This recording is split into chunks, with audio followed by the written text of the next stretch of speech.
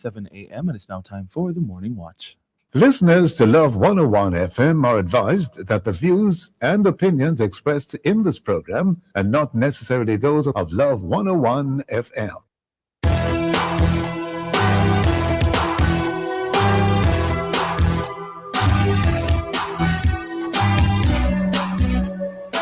Hello and welcome to the Morning Watch on Love 101 FM. I'm your host, Stokeley Marshall. A special welcome to our listeners on love101.org. And if you are overseas and on the move, your U.S. listeners can access us at 712-832-8001.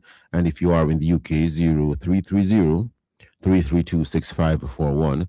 Or join us via the Love 101 FM app that can be downloaded from the Google Play Store or the Apple Store.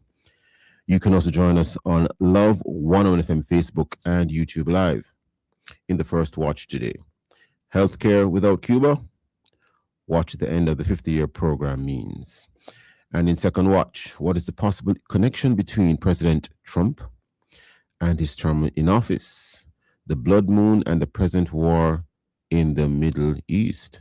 For our social media question, we ask, how big a concern is it really that Cuban health workers will be leaving Jamaica?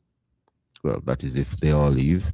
Share your responses on our Love 101 FM Facebook page and YouTube channel, and also on WhatsApp 876-997-3125 using the hashtag The Morning Watch. We'll share your responses later on in the program, but first, as I quote Jukal. All right, good morning, good morning. Today's I quote says, when God gave humans two arms, it wasn't to keep us at a safe distance. This one is from an unknown source. Good morning, Jukal. Day by day, these I quotes get very interesting. Because what? The first watch will be back after this break.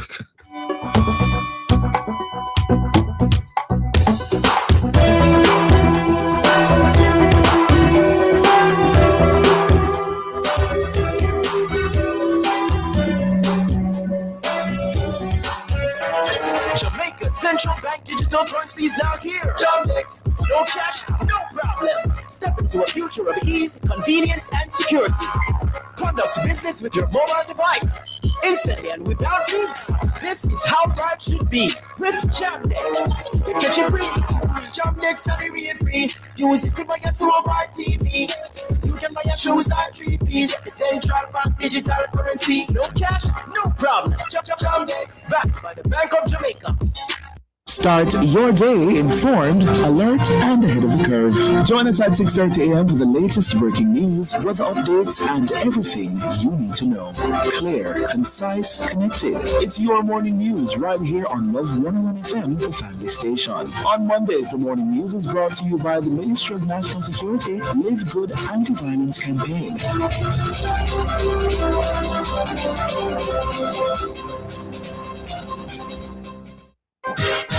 Your taxes hold the key. It's tax time. There are now 2 due dates for filing final income tax returns. All personal income tax returns for self-employed persons, individuals, partners, and partnerships must be filed and paid by March 16. For businesses, corporate income tax return is now due April 15. All estimated tax return filings and quarterly payments remain due on the 15th of March, June, September, and December. For details, visit jamaicatax.gov.jm or call 888-TAX-HELP. Tax Administration Jamaica, working together to serve you even better. I wish I could have talked to somebody about my problems, but I don't know if I'm ready for everybody knows me. Why not text in your problem and hear what the suggestions are? We have a safe space for you to share your truth and get the help you need. Really? Where? On Soul Talk, Confessions and Reflections in Alive, every Wednesday at 3 p.m. Submit your detailed message to 876-424-3642 or send an email to producer@love101.org and state if you prefer to remain anonymous. Choose from our categories: confession of regret, confession of gratitude, confession of weakness, confession of love, or confession of conflict. By sharing your story, you'll not only find freedom, but also receive guidance, advice, and solutions from our community of listeners who care. Join the journey to healing, forgiveness, and breakthrough. Soul Talk, confessions and reflections, because sometimes the hardest truth leads to the greatest breakthrough. Only on the family station, Love 101. Now, Wednesdays at 3 p.m.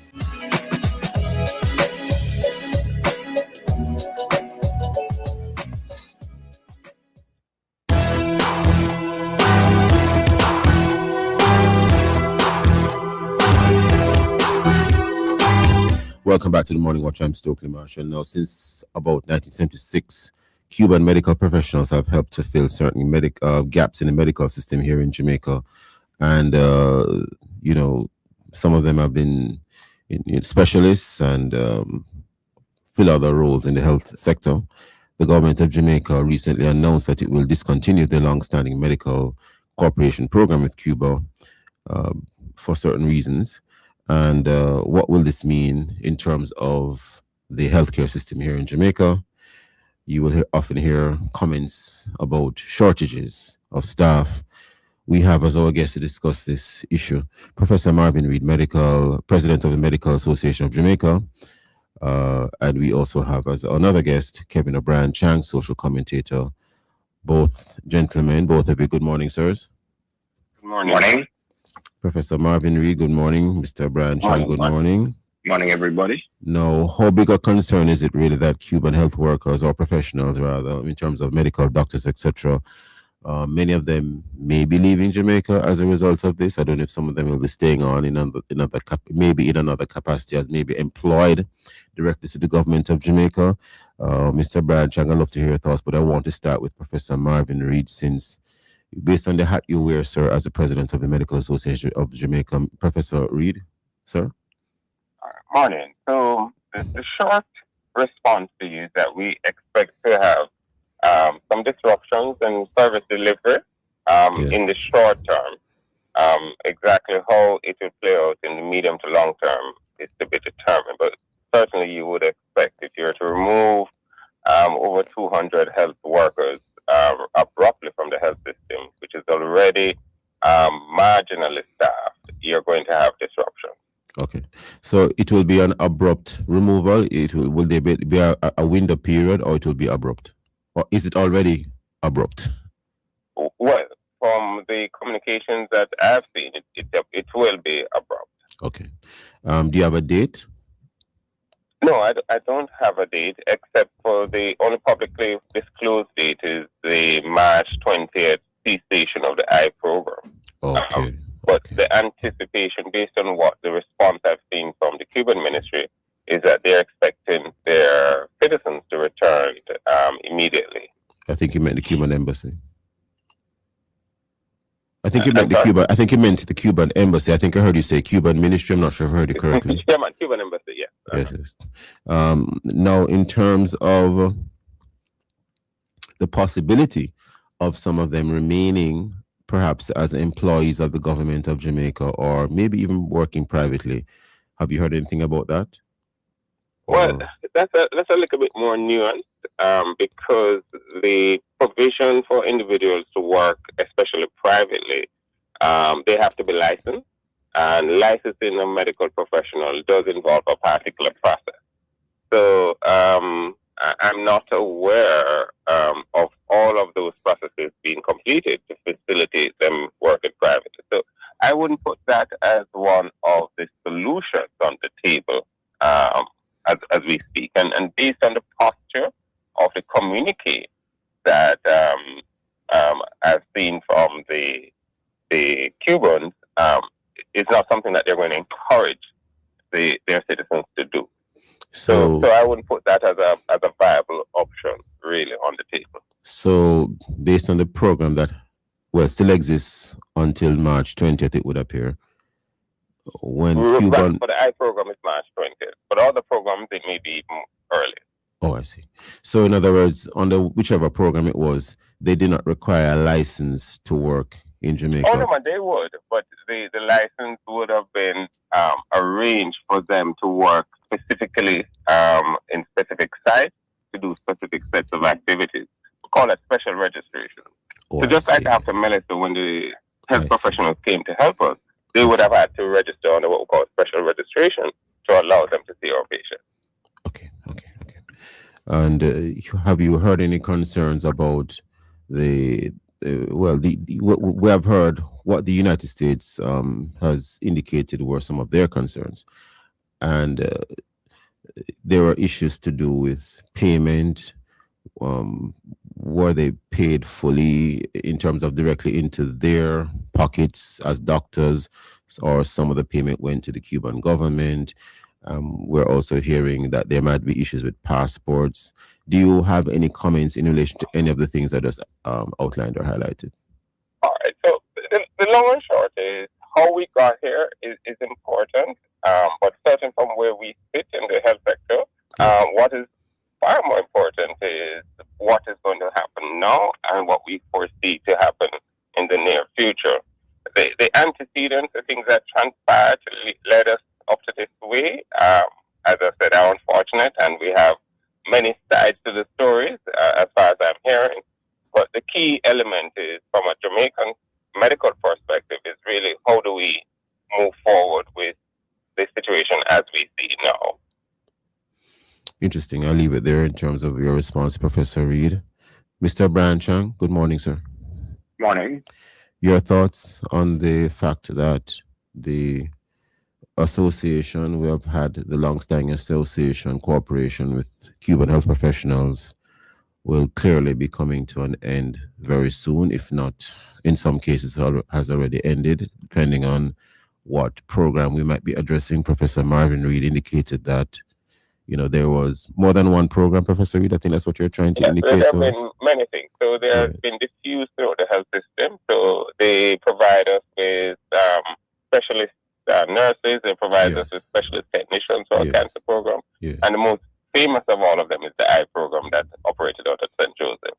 Thank you for that, for assisting us there, sir. So, Mr. Branchang, any thoughts? And in particular, in light of what the U.S. government indicated were some of their own concerns with the program, in terms of payment, who payment is made to, or which entity it is made to, or which individual it's made to, things of that nature, sir. Well, I can only speak to the facts that we know.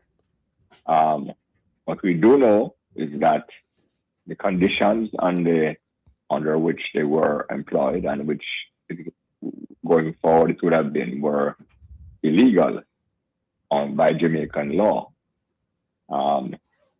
It's essentially the reality that they were not, the Cuban persons employed were not getting what they were being paid. And it's important. I noticed one important thing was they were paid the same level as Jamaican professionals, the doctors and nurses. That is what I read. I can only repeat what I read. That it was the same salary as Jamaican, but Cuba insisted that the bulk of the payment go to the government and not the individuals. I think from what I've read, the individuals get 10 or 25%, and so 90% or 75% they went to the Cuban government, and that is illegal under Jamaican law. So they could only continue on the conditions that were illegal under Jamaican law.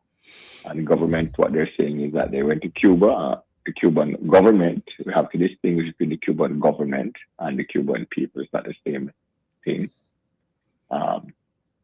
That Cuba would not employ let these individuals. The Cuban government would not let these persons be employed under the conditions under which Jamaican workers have to be employed by the law, which is you get the payment as an individual, not the government, and that you get your passports. You have your passport for free movement.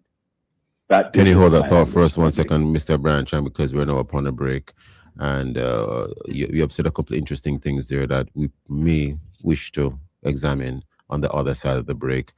Gentlemen, Professor Reed and Mr. Branchang, 1 second. Sir, listeners and viewers, please stay with us, having a very interesting discussion. We'll be right back on the Morning Watch. No cash, no problem. Use Jamdex, Jamaica's central bank digital currency. The time by Jamdex is 7:15 a.m.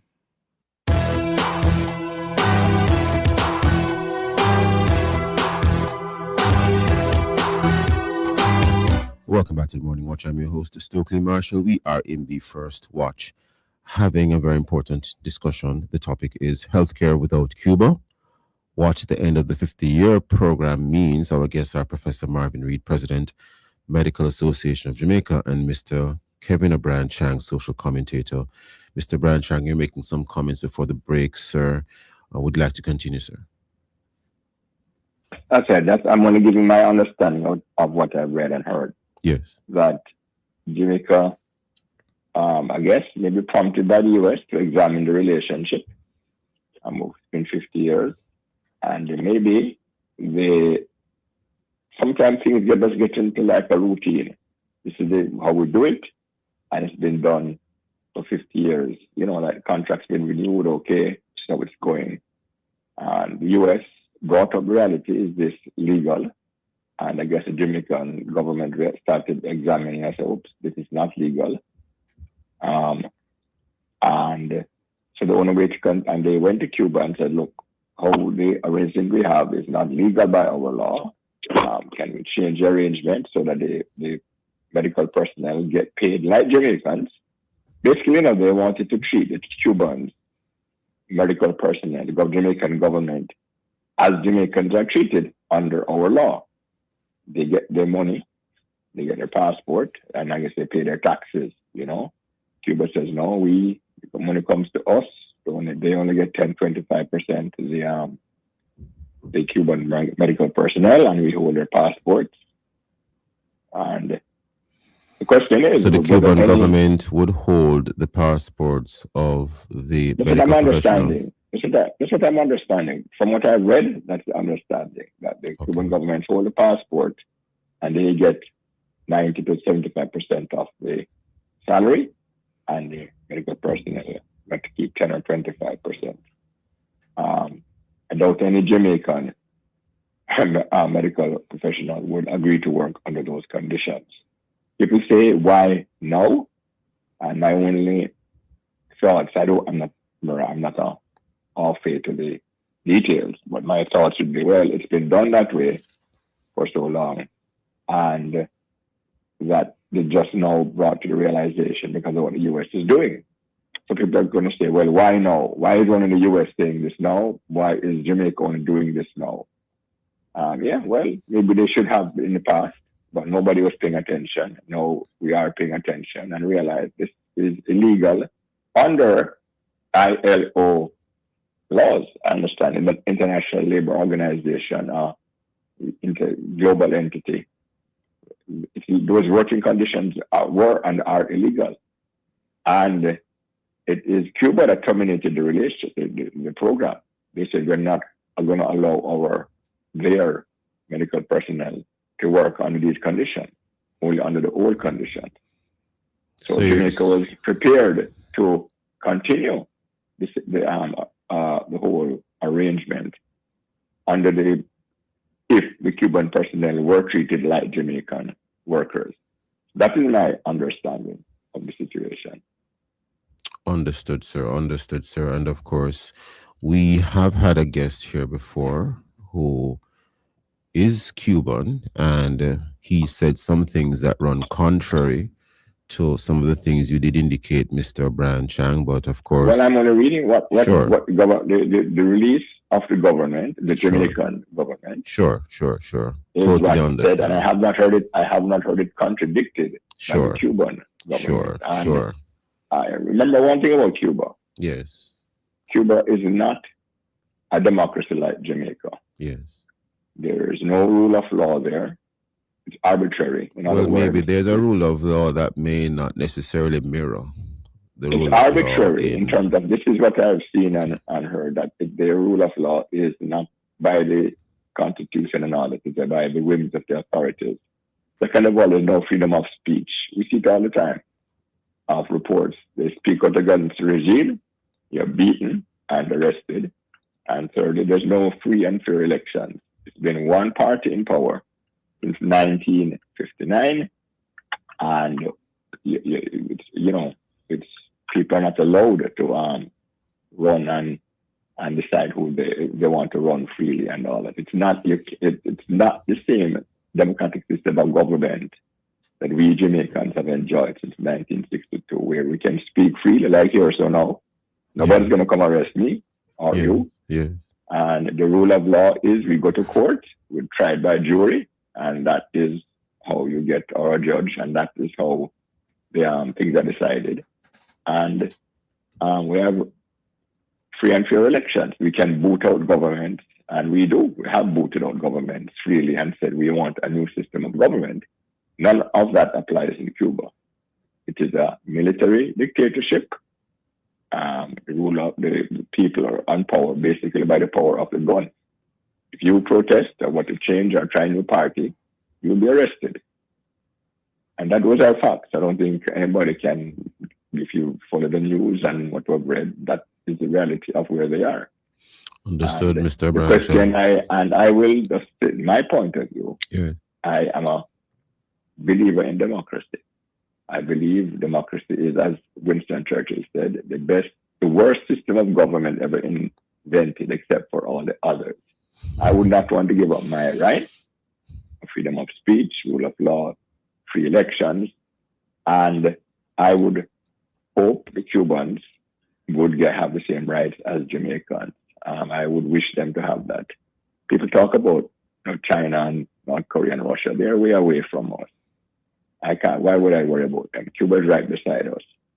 Would I like to see them have the same rights as Jamaicans? Of course we would. And the Cuban government is not the same as the Cuban people. There is no, from a democratic point of view, the Cuban government has no legitimacy. They've never been voted into power. So I stand and speak as somebody who believes in democracy, and it is the right way to be governed. And if it's good enough for Jamaicans, it should be good enough for Cubans. That is where my point of view is. No, understood, Mr. Chang, O'Brien Chang, and thank you for what you said, sir. I was only indicating that we have had a guest here on the Morning Watch who said some things that ran contrary to some of the thoughts you have shared, and we appreciate that you did, in fact. You are, in fact, quoting, or at least having read. You are speaking from having read the relevant documents, sir. I was only saying that we have had a guest here before on the Morning Watch, not a member of the Cuban government or a part of the officialdom of Cuba, but nonetheless the guest, and he indicated a couple of things that ran contrary. In particular, I think I recall a conversation about payments and how payments are addressed, and he did not say what you said about payments going to the Cuban government. But be that as it may, I have no reason so far. It's an individual, and we haven't heard the Cuban government. Jamaican government has made their statement. We have not heard anything from the Cuban government. Yes, that's why I made the distinction. And I'm listening. We have to go by the official conversation, because individuals can't say anything. Well, that's why I made the distinction. I made the distinction because he was one of our guests here on the Morning Watch, and we did in fact welcome him as a guest, and he did share his views and thoughts, and he shared some information with us. Be that as it may, sir, in terms of where we go forward here in Jamaica, because it does appear as if I'm going to be reverting to you, Professor Reed. It does appear as if we might have become a little bit, we became accustomed to having Cuban medical professionals here in Jamaica. And you did indicate that the sudden loss of these persons will be abrupt, indeed abrupt. How do you think we will be able to, we know that you are from the Medical Association of Jamaica, not the Ministry of Health per se, but do you have any thoughts on how we'll be able to adjust, Professor Reed? All right. So I will take it by saying that the public health system is really there to serve all the citizens of Jamaica. And ultimately, the only way you can have a sustainable public health system is if you have a human workforce that is primarily Jamaicans, because they're the ones who have the most skin in the game, so to speak. So the medium to long-term plan is to get the cadre of Jamaicans in the health system to an adequate number, whatever that number we have decided is needed to satisfy the demands that the public will put on it. So that's a medium to long-term solution, meaning that we will have to engage in training more and having a system or an environment that allows them to stay. because we have been training them, but many of them have opted to migrate because the environment has just not been to their liking. So those two things are things that we have to put our minds to in order to ensure that we're not back at this scenario. Now, in the short term, the expectations, as I said, is that there are going to be some service delivery disruptions. The people who are likely to be most affected are going to be vulnerable and poor because they don't have any other choice.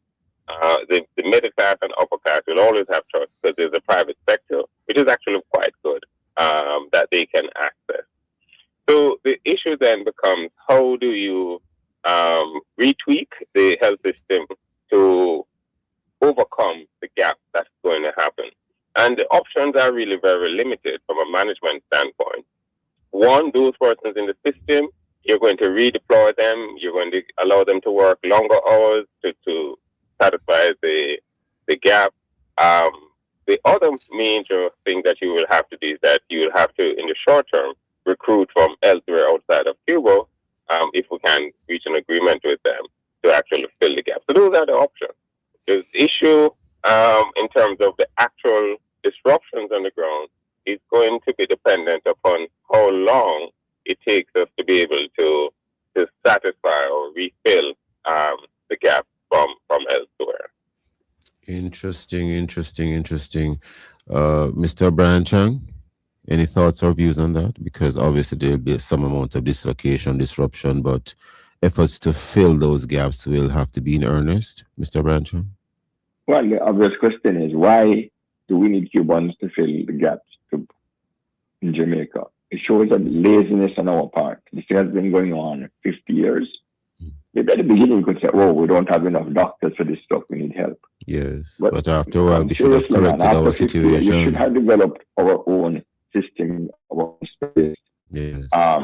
It's laziness on part of the Jamaican government. And remember, this is going on 50 years. So this administration... Mr. Brian Chang, I want to quickly interject here. We often hear about brain drain. A lot of our medical professionals, after they are trained, they leave. They may gain some experience here for a couple of years, and then they search for greener pastures, so they say. Yeah, you can't blame them. It's in this world, your first priority is to yourself and your family. Yeah. You can get 5-10 times the salary you're getting now in another country. Yeah. For your good of your family, you are supposed to take it. Yeah. Your family must come before your country. That's my view. And so the Jamaican government should have been able to adjust to this reality. Cuba is not the only country in the world where they have medical personnel you can get, or the other countries. But we became dependent on the Cuban thing. I guess it's human nature. The system is there, it works. Yes. Why change it, right? So you can say, why now? Well, it's just latitude. And so it's beholden to Jamaica now. Unfortunately, you have to do it very quickly under some emergency conditions. Yes. But we should be able to make conditions. You can bond doctors, you can bond nurses for a certain amount of time. I think nurses once upon a time, you could go to nurse school for free or something, and you're bonded for 5 years or something. And people say, a long time I've heard people say we should bring that back. And the reality is Jamaica is a relatively poor country, and you have the richest country in the world nearby, the US, and you have Britain and Canada also. So it's a geographic reality. And yes, why isn't Jamaica richer? Why can't we pay the salaries other countries do? That's a big, very, very bigger picture than this. And why didn't we put things in place a long time ago to become independent? All these are questions which are very valid.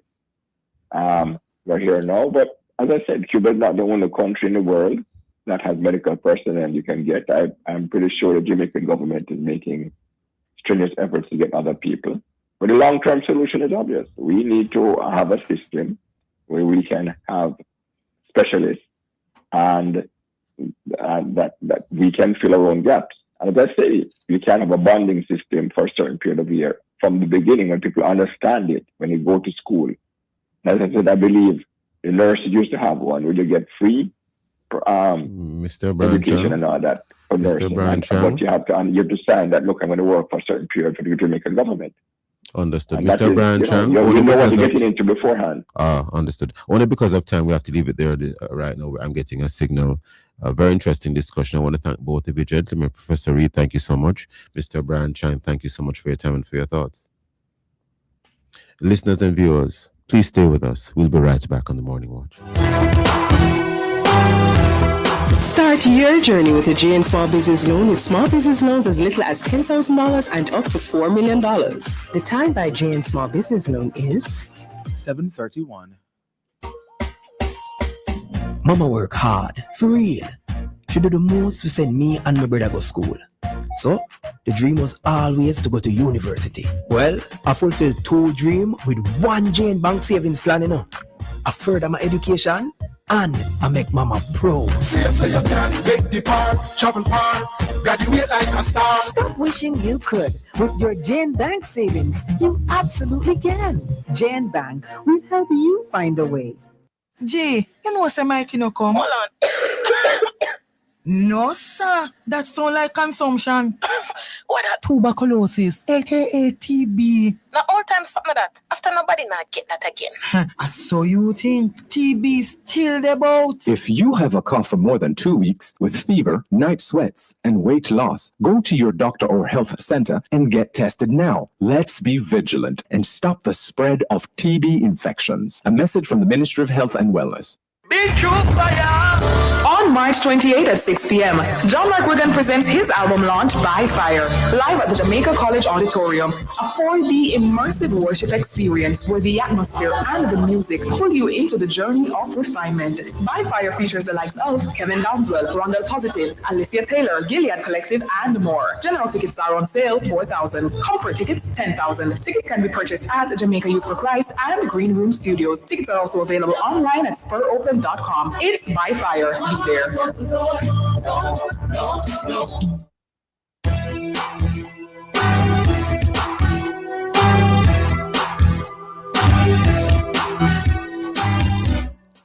Welcome back to the Morning Watch. I'm your host, Stokeley Marshall. Let's take a look now to see what Jamaicans and others are saying and doing in our daily newspapers. We have here crude cushion. This is in the Gleaner. Finance and Public Sector Minister Fable Williams has sought to allay fears that rising oil prices on the global market would affect Jamaica's ability to import the essential product, arguing yesterday that the country has strong net international reserves, NIR, covering 36 weeks of imports. We now look at another story in the Gleaner.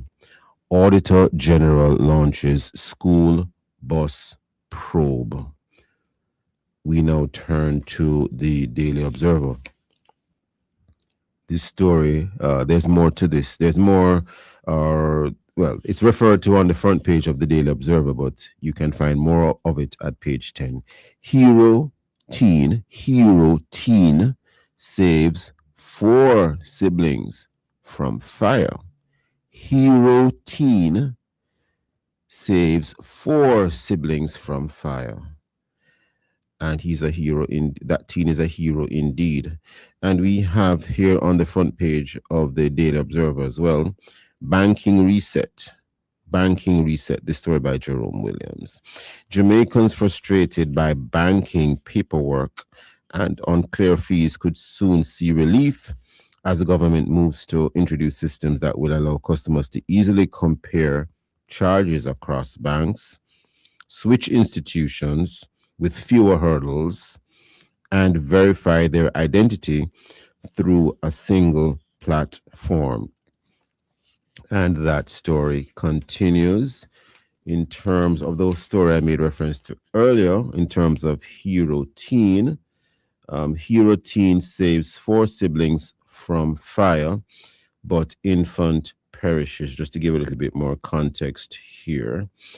So unfortunately, the infant perished, and we do send our condolences to the family in relation to the infant who perished Those and many other stories in our various news sources. Coming up next, we'll share with you some of the feedback from our Facebook, YouTube, and WhatsApp question, which is, how big a concern is it really that Cuban health workers will be leaving Jamaica? If you haven't done so yet, leave your responses on our Facebook or YouTube. Love 1 FM Jamaica Live, and also WhatsApp comments and voice notes to 876-9973-125 using the hashtag The Morning Watch. We'll be right back.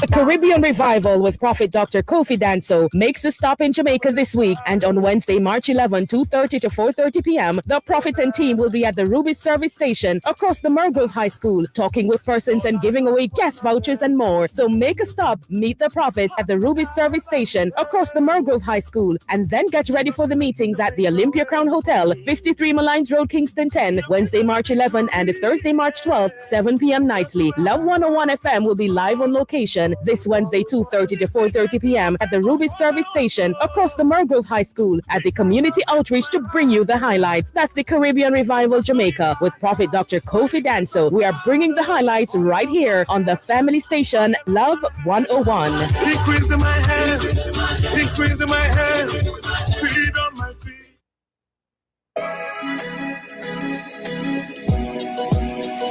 I wish I could have talked to somebody about my problems, but I don't know if I'm ready for everybody knows me. Why not text in your problem and hear what the suggestions are? We have a safe space for you to share your truth and get the help you need. Really? Where? On Soul Talk, Confessions and Reflections in Alive, every Wednesday at 3 p.m.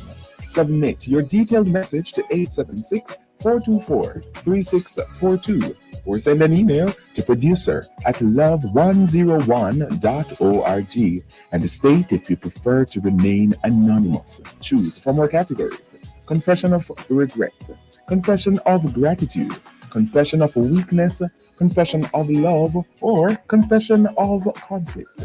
By sharing your story, you will not only find freedom, but also receive guidance, advice, and solutions from our community of listeners who care. Join the journey to healing, forgiveness, and breakthrough. Soul Talk, Confessions and Reflections, because sometimes the hardest truth leads to the greatest breakthrough. Only on the family station, Love 101. Now, Wednesdays at 3 p.m.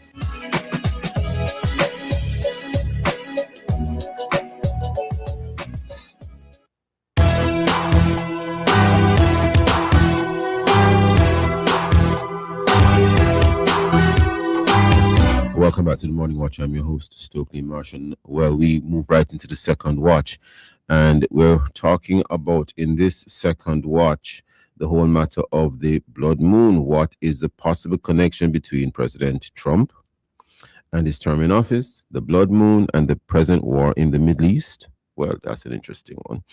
And we have as our guest Apostle O'Neill Richards, founding pastor and apostle of Mahanaim Shalom Christian Church, convener of Free at Last International Ministries. Apostle Richards, good morning. Apostle Richards? I don't think we are hearing him. Are you muted, Apostle Richards? If you are muted, would you like to unmute yourself, sir? I think we are seeing you, or you are there. Well, certainly you are there, whether we are seeing you or not, but you are there. But in terms of your audio, sir, we are not hearing you at all. Maybe you would like to consider removing your earphones, sir, because sometimes with the technology, you can have little issues. Maybe just try to communicate with us without the earphones. So that way, if there's an issue with the earphones, that will not cause a problem. Well, in the interim, there is the blood moon, a reddish blood moon appeared in the night sky across the Americas in the early hours of March the 3rd, 2026 in this year of our Lord, during a rare total lunar eclipse. And because of it, a lot of persons have been talking about the idea that certain astronomical events, political developments, and conflicts in the Middle East might be connected prophetically. Now, can we unpack these pieces and see where the connections are? And of course, Mr. Apostle Richards, I believe you're on the line to us now, aren't you, sir? Apostle Richards? Yes. Is this you? This is yes, me, I'm sir. here. Yes, Thank sir. God we have options. There are options with the technology, sir. So let us try you on the telephone, not per se on the strictly digital platform, although a lot of the phones now are using digital technology as well in terms of how we communicate with you, sir. So, right. Apostle Richards, founding pastor and apostle of Mahanaim. Did I pronounce that correctly, sir? Please That's tell me. correct. Mahanaim or Mahanaim, either of the two. Thank you, Mahanaim sir. Shalom Christian Church. Thank you, sir. And convener of Free at Last International Ministries. Good morning again. Morning to you again, sir. Yes, yes. Well, first of all, you need to assist us. Yes, I have read what they say the blood moon is, but would you like to explain for us from your angle, from your perspective as an apostle, what is the blood moon?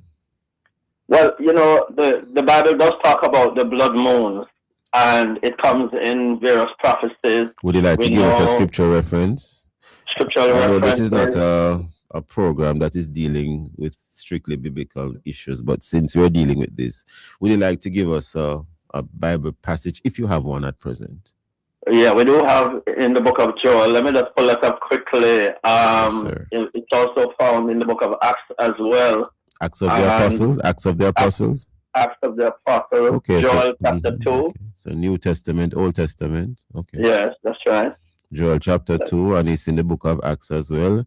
Okay, and what does the Bible generally say about the blood moon? Oh, sorry, you are going to give the exact reference. Go ahead, sir.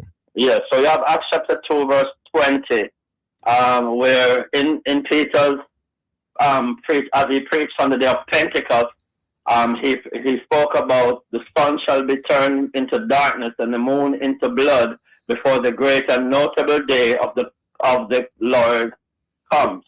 And then of course this is on one of those significant days because we see in other scriptures that it points to blood moons and more.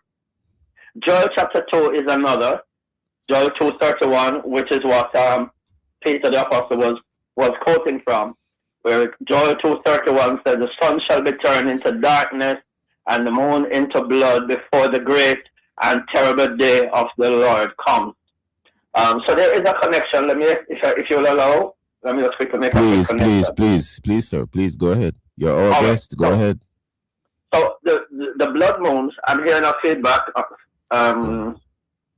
We will try to resolve the feedback, but go ahead in the interim. All right, can you hear me? I'm hearing you loud and clear. Go ahead. Fabulous. Okay. Yes. So to connect it goes straight back to Genesis chapter 1, verse 14, where God actually, in creating on day 4 the light, and as it says here, and God said, let there be light in the firmament of the heavens to divide the night from the day, and let them be for signs, for seasons, and for days, and for years. And let them be for light in the firmament in the heaven to give light upon the earth. So here we're seeing the great light in verse 16. We're seeing the light upon the earth, which is what scientifically we are quite aware of. But what spiritually we're not aware of is in the language of the text, where we see here that in the passage, the Hebrew, it says there for signs, and signs means a signal point, a banner, like something used for warfare, for remembrances, for miraculous signs, for omens, for warnings, for tokens, and for standards. So a very popular scripture that we quote from in the book of Isaiah says, when the enemy comes in like a flood, the Lord will raise up a standard against him.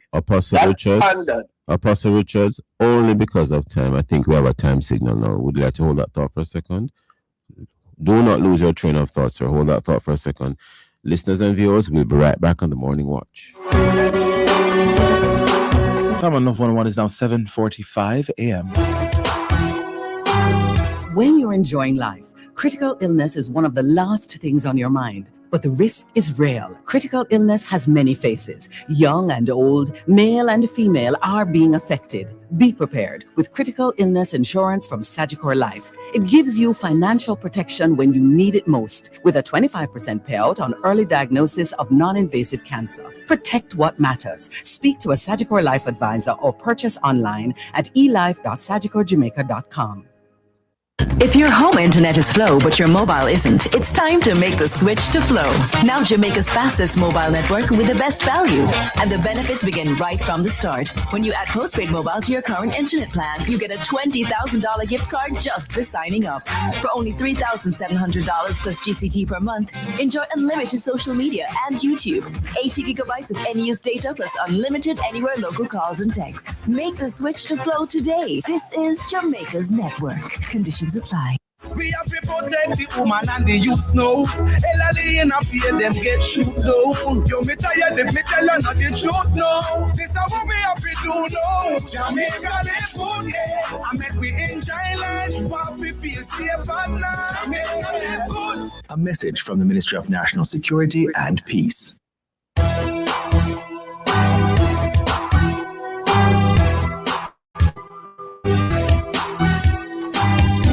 Welcome back to the Morning Watch. I'm your host, Stokeley Marshall. We are in the second watch. And the topic of this second watch is what is the possible connection between President Trump and his term in office and, well, the blood moon and the present war in the Middle East. Our guest is Apostle O'Neill Richards. Apostle Richards, just before the break, you were sharing a couple of thoughts with us in terms of scriptures and the meaning of the blood moon, etc. Please continue, sir. Okay, thank you very much, Mr. Marshall. So we're talking about the blood moons. I know we have a limited time, so I'm just going to be trying to go as quickly as possible. If I'm going too quickly, please let me know. All right? So the blood moon, which is spoken of in scriptures, in Joel, in this is Old Testament, Joel chapter 2:31, Acts chapter 2, which is Peter, the apostle, quoting from Joel as he points to that. And then, of course, we have other scriptures. You said Acts 2, verse 20. Acts chapter 2, verse 20. That's right. Yeah. To 22. I go as far as that. You made reference also to Genesis chapter 1, verse 14 to about 16. Thank you very much for the help. Yeah. Thanks for the reminder. So we were now in Genesis to fully understand the significance of that and the role it plays in modern life. We'll look in Genesis chapter 1, with verse 14 downwards, where it talks about the creation, day 4, and how God created the heavens and the earth. He made the sun, moon, and stars. And then it tells us why he made them. It says, of course, that God said, let there be light in the firmament of the heavens to divide the day from the night. So there is a separation of day from night. That's scientifically well known. We know that the moon is more obvious at night, and there is a power of the moon and what happens with the moon in terms of the seasons and the waters and the earth and so on, and the night and the sun, etc. Then we start getting to all of that. Then, of course, here's focus. It says, let them be for signs, for seasons, for days, and for years. Now, when you look at the signs that the sun and the moon and stars, etc. are used for, in the Hebrew, it tells us that that word for sign means that the sun and the moon and stars will play a role in terms of for tokens as a distinguishing mark. Okay, in other words, to mark something in time, to mark an event, to set boundaries.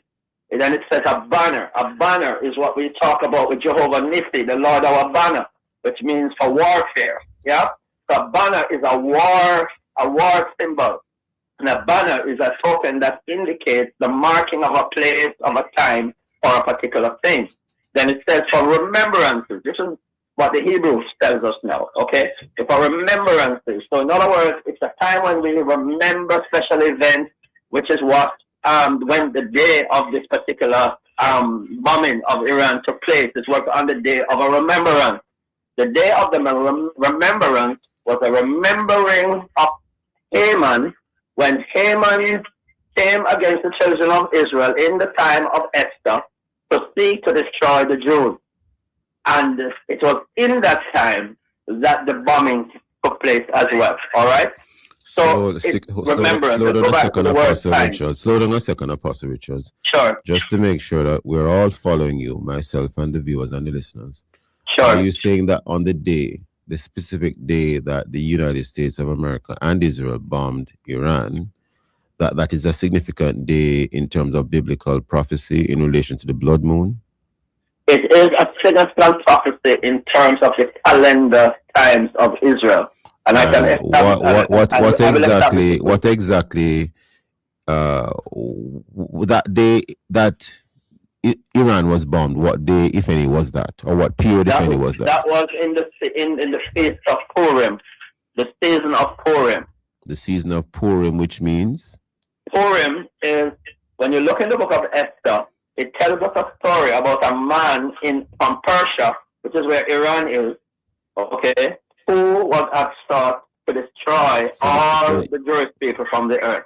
I see. So the Iranians are really Persians. Yes. So it's in that area, exactly. So what we know about that book in Esther is that Esther came to life because she was chosen by God to become the wife of the king at the time, and it was her intervention that saved the Jewish people. And Esther was Jewish? Esther was Jewish. Yeah, I just want to get that clear because I don't want to assume that we all know that, right? Okay, continue. Okay, thank you. And so what happened then is that because Haman, who was Persian, and possibly some people say he was an Amalekite, he was Persian as well. He wanted to get rid of the Jews. Right. And Esther's intervention with the king at the time saved the Jewish people and prevented them from being exterminated by Haman. And Haman was an official in the kingdom that Esther's husband, the king, was in charge of. He was second in charge of an empire which stretched right across many nations at the time. Okay. All right. So when he set a trap for Israel to be destroyed and for Mordecai, which is Esther's uncle, to be actually executed, he himself was executed on those gallows that he built. Haman was executed on the gallows that he had built for the execution of Mordecai, who was Esther's uncle, and Mordecai was also Jewish.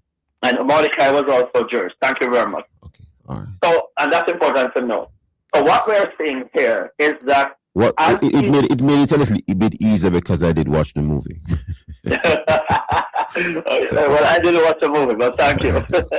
All right. So it's important to understand this, to establish the connection with the day and Iran and also the Jewish people. Okay. Now, because of limited time, may I quickly go forward? Yes, but if you can do it in a minute, because I want to. I will do it in less than a minute. Go ahead. So what we see in that passage is that Mordecai set the trap, and based on the fact that he was hung instead of the Jewish people being executed, a day was assigned for the celebration and to remember that day, and it is called Purim. Purim, yes. So it's remembered every year. At around what part of the year is Purim celebrated or remembered? Well, I'm not precise. It happens every time, this time of the year. Around this time of the year? Place, roughly about that time. It happens every year. Oh. So you believe that maybe Israel would have chosen? I don't know what I'm wondering. I'm asking. I don't know if they chose it for that reason. Okay. What I do know, all I can look on is what happened and to show the connection between scripture, between Bible, between prophetic words that we got in our prayer house as we prayed.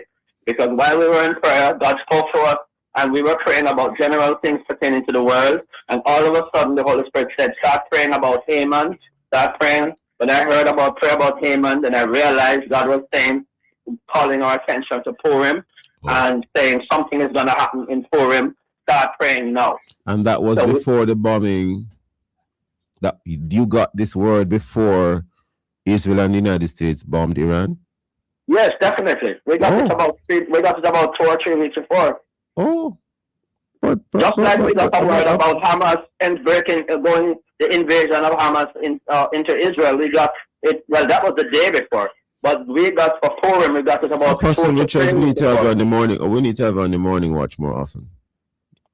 Apostle Richards, so sir, quickly make a connection now between that and President Donald Trump, because remember, many people, you know, for whatever reason, he's the kind of character, either you love him or you don't like him, because many people love him, many people hate him. That's just the reality. You have some viewers, and let me finish. What time do we have, Mr.? Maybe only 2 or 3 minutes. I think I'm getting a signal maybe as much as 4. I try and do so in about 2. Okay, because you remember, you know, we may have some viewers listening, some listeners, viewers watching, viewers listening who they either love him or they hate him. So would you like to just, as quickly as you can, distill for us this connection with President Trump and the present war in the Middle East? All right. Short shrift. Well, first of all, we know, and I just mentioned the scriptures without getting into the details of it. When you look at the scriptures in Genesis 14, you actually see that it is set for divine appointments as well. Special appointed times throughout history, where God will come down and do things. Where also God will come either to judge or to intervene or to save. So we know on Pentecost, that's when the Holy Spirit came. We know also that on Passover, that's when Jesus Christ died. We know on the day of first fruits, when Jesus rose from the dead. And so God actually keeps the calendar moment. It's like his diary that he has set up, and he uses it. And it was set up from before the foundation of the world. It was set up right during those times of the Apostle Richards, only because of time. Some persons may be questioning, why are you even making reference to President Trump? Because they may not even see why he should be president for a second time. And they might be questioning your own thoughts in relation to this matter. What I would like to do is to quickly mention why Trump. Well, God uses all leaders in the world. We know he uses one of the most terrible persons in the world called Nebuchadnezzar to establish some specific things for the advancement of his kingdom. We know he used Cyrus to help with the establishment of the building of Jerusalem. And so you see President Trump as a representation of Cyrus in the Old Testament? I won't go that far. I'll just say that God uses leaders. What I don't know prophetically. What do you think President Trump is being used, or what is the Lord telling you that President Trump is being used to do in the Middle East at the moment? Well, before President Trump became president, he told me that he was going to be president. Okay. That was 2016, or you're talking about 2024? I'm talking the first election that he won. Okay. Right before he won, the Lord said some specific things to me, which we had in a Bible study, talked about and spoke about the rising of India in the world and all of that. Quickly draw the connection to what the war in the Middle East at the present time. Sure. What the Lord said to me then was that President Trump, Donald Trump, he would use him as a spanner in the works. A spanner in the works? Yes. As a bull in a china shop. Bull in a china shop? Yes. To do what? He said that he would use him as a spanner in the works, a bull in a china shop, and that he would also use him to trump the forces in the world that were aiming to actually that Satan wanted to use for various reasons. Okay, and we've seen that played out. And one of those reasons is to try to destroy Israel. Not to destroy Israel or any nation in particular. That's God's choice. That's God's decision. I am not an expert on that part. I am saying only what God said to me. Yeah? And so what we do now, Apostle Richards, only because of time, I think we need to have you back. Okay, because I'm seeing we're right upon 8 o'clock now, and I think there's a little bit more to unpack about the blood moon, the present war in the Middle East, and President Donald J. Trump. Apostle Richards, I want to thank you for your time and for your thoughts. Thank you so much for spending some time with us today on the Morning Watch. Thank you very much for having me. I will speak with the producer afterwards, sir. I think you need a little bit more time. All right. Thanks for having me. Yes. God bless you all. And thank you, viewers and listeners, for being with us today. Join us again tomorrow as we look at other topical and controversial issues. Visit the Love 101 Visit the Love 101 FM YouTube channel. My apologies for the tongue twister. YouTube channel and Facebook page for this and all other Love 101 FM programs. And of course, download our Love 101 app and stay connected to us, the family station, Love 101 FM, the number one gospel station in Jamaica. Thanks to our producer, Kathy Gale, and to our guests. Join me again tomorrow as I look at other issues of the day. I am Stokeley Marshall, handing back Love in the Morning with Chicago.